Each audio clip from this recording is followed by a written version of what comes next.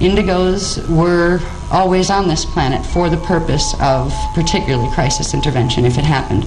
We have the ability to run those higher flame codes when even 12-strand humans don't.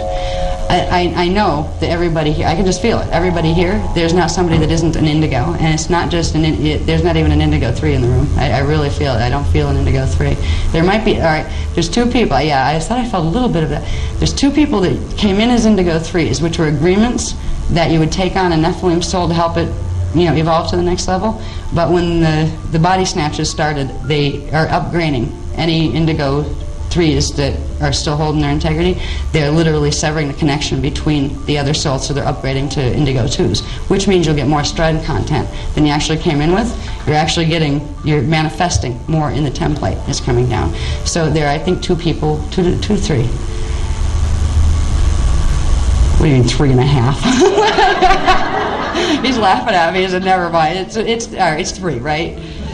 Somewhere between 3 and 4. Thanks a lot. Somewhere between 3 and 4 people that had those contracts, the Indigo 3 contracts, and they're very noble contracts. They were an Orifeme, Indigo, saying, okay, I'll take a chance, and I will timeshare a body with one of these, knowing that I have the stronger frequency, and I will help it to evolve some of the reversals in its template by letting its template bond to mine, knowing that if it overpowered you, it could take you down and reverse your template.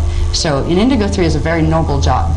Usually their whole job is to help balance polarities within themselves because they have 2 souls in there. One of them that tends to be a good guy that's used to being a good guy, and one is a good guy wannabe that's used to being a bad guy, right, and doesn't know how to quite behave yet.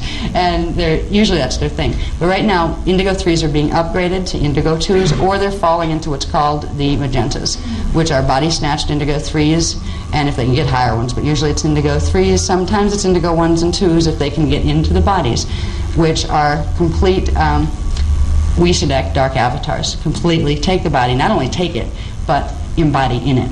And there are certain auric configurations that have to do with what's called the crimson crest, where there's like a almost red magenta flame in the auric field, where there should be the natural colors, and there's divisions between the color levels in the inner auric field. So they're giving us some signs and symbols as far as when you start to get your inner vision on, if you see that kind of thing, it's the crimson crest, know you're dealing with an embodied D11 dark avatar being. And they're a new race of beings. They're considering themselves a new race of beings. Yeah, a whole body snatch, new race of beings.